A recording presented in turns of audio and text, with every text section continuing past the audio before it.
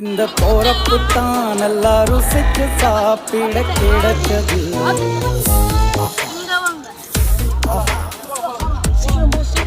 அத நினைச்சு தான் மனோ உலகம் முழுவதும் பருக்குது. அட சுட சுட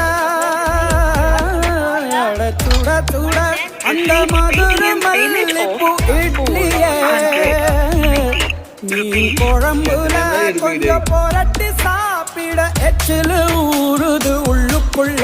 இந்த போறப்பு தான் இந்த போறப்பு தான் நல்லா ருசிச்சு சாப்பிட கிடைச்சது.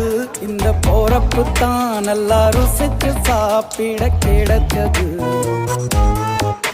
அத நினைச்சு தான் மனோ உலகம் முழுவதும் பருக்குது.